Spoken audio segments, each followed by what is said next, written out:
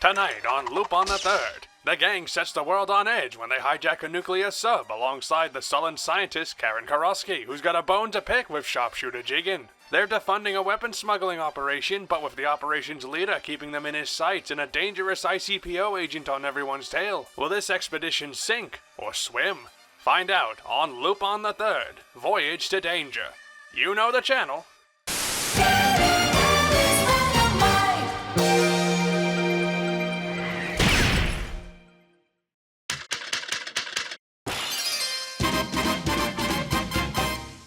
Lupin III, Voyage to Danger, also known as Orders to Assassinate Lupin, is the 5th Lupin TV special which first aired in July 1993. It was also planned to be the last Lupin TV special since 1992's From Siberia with Love garnered less than stellar ratings. Perhaps that's one reason why Osamu Dezaki, director of the first 4 Lupin specials, bowed out for this project. He wouldn't return until 1995's The Pursuit of Harry Mouse's Treasure, but for now, TMS had a gap to fill and decided to turn to a perhaps unlikely source, Masaaki Osumi. You may remember that name from earlier in this retrospective, as he was involved in the series way back in Lupin III Part 1. As you may recall, he was the initial director of that show until he was fired from the project and replaced by Hayao Miyazaki and Isao Takahata. Since Part 1 was taken off the air, the show had seen a resurgence in popularity via reruns, and the producers felt a need to make things up to Osumi. So TMS offered him the position of director, which he accepted, and although he later described the production as brutal, he's also said that working on the special filled a hole in his life that was there since he was kicked off of Part 1. It still fell on Hiroshi Kashiwabara to write the special, as with the previous 4, and for this one, he borrowed a few plot elements from some Lupin episodes from Part 2 and Part 3. It shares the idea of Lupin stealing a submarine, like in Part 3, Episode 50, an episode that Kashiwabara also wrote, coincidentally, and also shares the concept of the ICPO replacing Zenigata's position on the Lupin case with a more threatening agent from Part 2, Episode 66, although that might be a coincidence. Lupin III, Voyage to Danger premiered on July 23, 1993, and did well enough in the ratings that TMS was convinced to go forward with specials after all. From what I understand, this special seems to be generally well regarded among fans, but I don't hear many people claiming this is their favorite special or anything. While it isn't in my all-time favorite Lupin stories, this is an excellent special, and certainly my favorite in the retrospective so far by a long shot. I'll explain why, but first, let's cover the plot.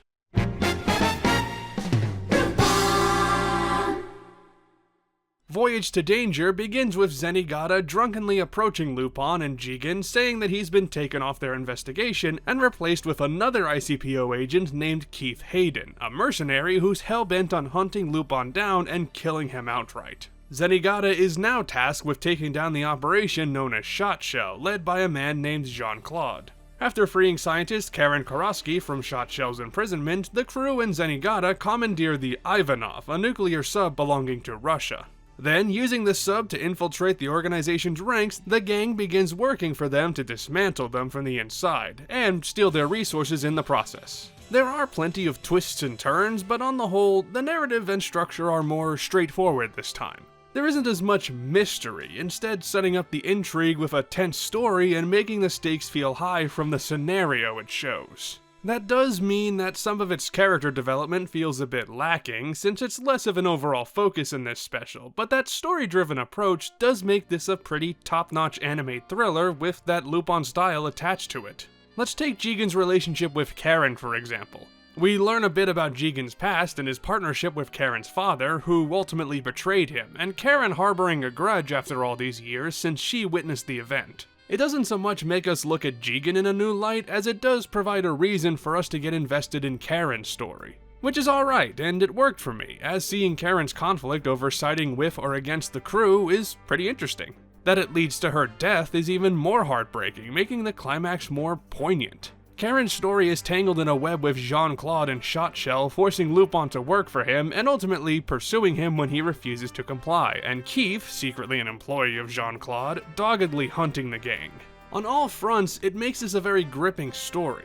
By the beginning of the third act, Goemon and Jigen have supposedly been killed, Fujiko's imprisoned alongside Karen, Zenigata's lost without any clue where to go next, and Lupin's forced to retreat from the Shot Shell headquarters. Truly, this was A Voyage to Danger, and yeah, that isn't exactly the best title, but to be honest, I don't think the Japanese title is that exciting either. All these plot points establish the stakes for the finale, but the more traditional structure works to the film's advantage. Even when it pulls stunts like seemingly killing Goemon and Jigen, although you know they'd never actually do that, you sort of buy it, or at the very least, you still want to see how the story plays out. Lupin is a very status quo series, so the idea that I can feel so concerned about the crew is a miracle.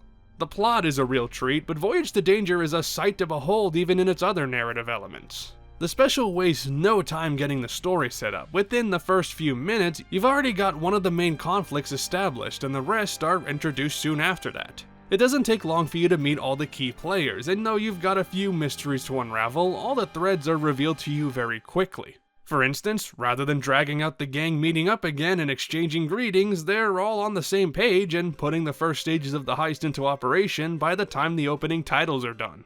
This is a pretty dense special, so having such a brisk pace is undoubtedly welcome, and sets it apart from the previous two specials, which certainly had a problem getting the action going in parts. This one also sets itself apart in its tone, which is far darker and more serious. That's not a surprise, given that Osumi is in the director's chair, and you can see the same steely edge that his Part 1 episodes had. While all Lupin stories have intense moments, this is probably the most action-packed special so far in the retrospective, and certainly the most violent. While not every set piece leads to a fight, there's a degree of spectacle that feels very welcome, and for the bloodlusters among you, Voyage to Danger cranks that up a bit, but not a ton if you're more squeamish. Regardless, it's an absolute thrill to watch, and just like Osumi's Part 1, it epitomizes coolness over shenanigans. Although it is also hilarious when it brings in the humor, and even with its more sober and down-to-earth tone, it is shockingly comfy and pleasant. There are a couple of shots and scenes between all the serious action where the gang is just hanging out, which more than other Lupin projects makes them feel like old friends. I don't know why there needs to be a 30-second scene of Lupin, Goemon, Fujiko, and Zenigata fishing in the Arctic, but it adds such a unique layer of camaraderie that feels absent from the series sometimes. If you enjoyed the stylish, serious bend of Osumi's Part 1 episodes, you will find a lot to love here. Still, even if that's not your cup of tea, it's not like Osumi eschews the other aspects of the characterizations. As I've said, it reminds me a lot of Part 1, but it also has elements of the previous TV specials and some of the more dramatic episodes of Parts 2 and 3. Osumi intentionally studied the other Lupin projects to take note of their elements and style. While he didn't take a ton from them direction-wise, he at least made an effort not to make this Lupin feel like a complete departure. Speaking of Lupin, let's look at how the characters stack up with a new director at the helm.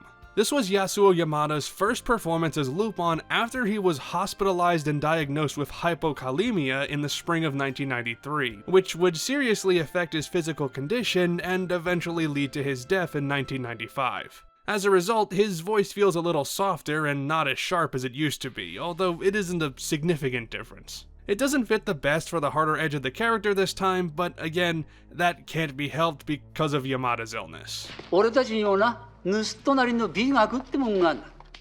Jigen's got a more active role this time, and Kiyoshi Kobayashi delivers an outstanding performance here, creating a more somber and reflective character that deals with the ghosts of his past. Unfortunately, this is around when Kobayashi's voice also begins to age a bit, which isn't surprising given that he'd been voicing Jigen for over 25 years by this point, but it works well here.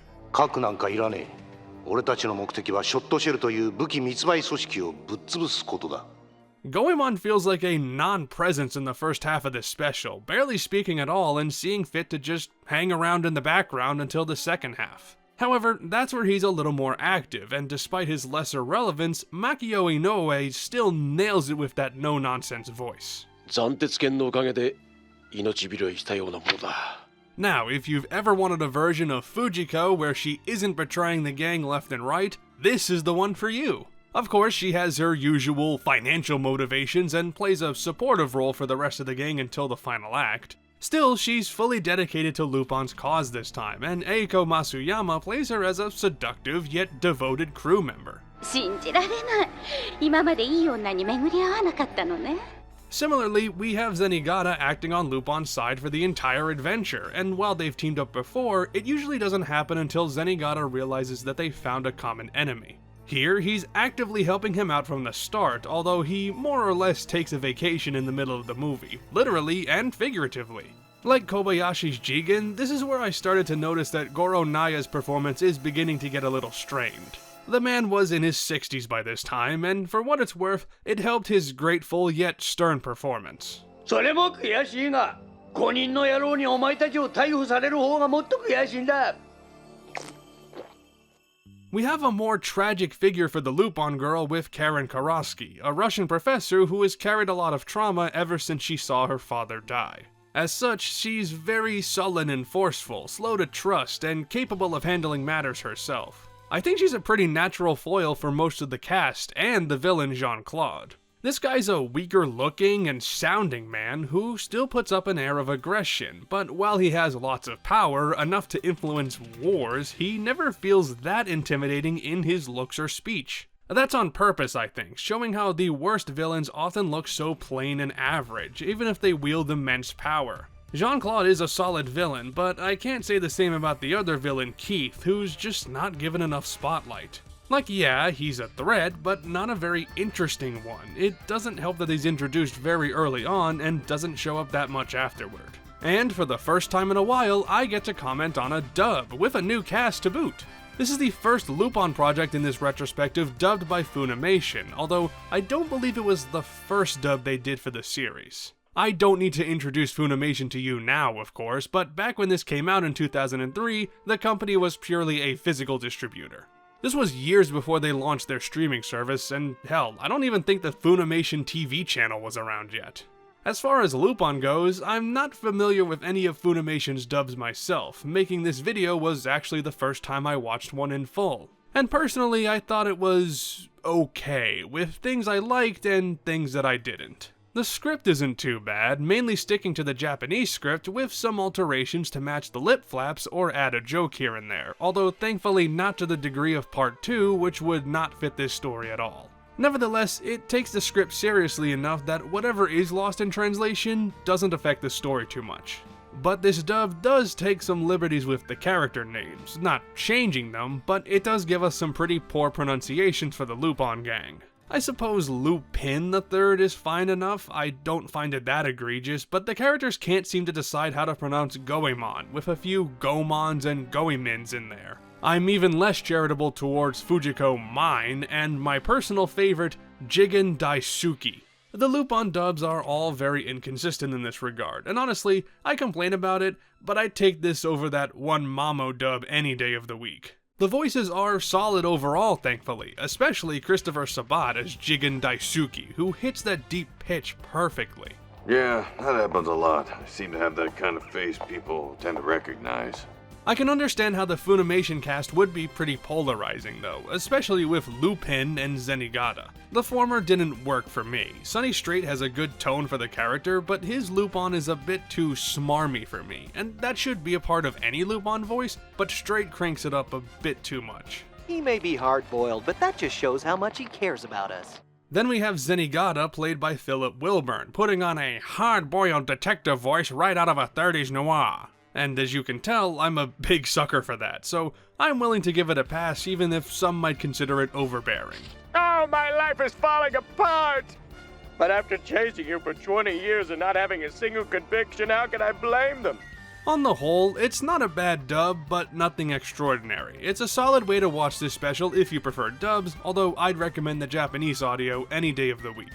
After the past few specials, I was pleasantly surprised with the animation this time. It isn't on the level of a movie, but it is perhaps the best looking Lupin special so far, with maybe the exception of Bye Bye Lady Liberty. For a special with a more methodical pace, the animation doesn't suffer all that much. Movements are fluid when the action gets going, and I can't say I noticed any animation errors this time. What sticks out is the dark, shadowy art style, courtesy of art director Tsutomu Ishigaki, who previously worked as an artist for Castle of Cagliostro and Legend of the Gold of Babylon, as well as being the art director for Lupin Part 3 and various Detective Conan and Inuyasha movies. Whereas Dazaki used shadows to obscure parts of the scenery, Ishigaki uses them to show off the naturally dark lighting of the environments. It's not like the movie completely abandons the Dazaki style, but it is more traditional in a way that gives it a unique look, at least in the Lupin series. That's accentuated by the character designs by Hisashi Iguchi, a key animator on series like Dragon Ball and Naruto, as well as the animation director for the intro and outro movies for Sonic CD.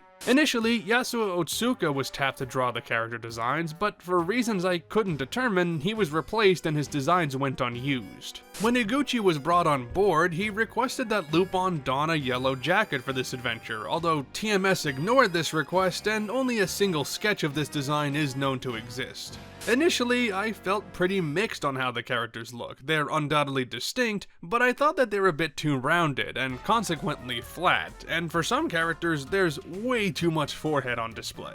Some more angular faces would have made all the difference, and to be fair, some characters look worse than others. Like Zenigata and Goemon are drawn well, but Lupin and Fujiko just looked strange to me. And Jigen looks like a damn skeleton in half of these shots, with that sunken jawline and strong as hell cheekbones. Looks as if Hector from Coco was a gunman. I got used to it after watching this movie a few times, so it's not a large issue, but even now, some things bother me. On the other hand, the backgrounds look incredible. They've got a rougher paint style where the lines blur, especially with the natural light flowing in. And the colors are stunning, getting the best out of a darker and less expressive color palette for this less jubilant story. Fans of that 90s animated style where the colors are muted and the lighting effects diffuse everything will certainly like the looks of this one, and given that TV movie budget, Voyage to Danger looks absolutely lovely. Same with the soundtrack. Yuji Ono's work this time is action-packed but subdued, letting the scene's tension speak for itself rather than defining the mood. We are firmly in the era where there's more synth percussion for these tracks, and while I prefer the live instruments from before and after this era, I think it works well here. I also love the ending theme Destiny Love, composed by Ono with lyrics written by Yoshiko Miura and vocals by Eri Ono. By the way, I can't for the life of me figure out if Eri and Yuji Ono are related. If anyone has a source that can verify this, please let me know. Anyway, this is a soothing and cozy ballad. Eri Ono has a beautiful voice, and the slow ballad fits the tone of the special very well. If you couldn't already tell, I'm a big fan of Voyage to Danger.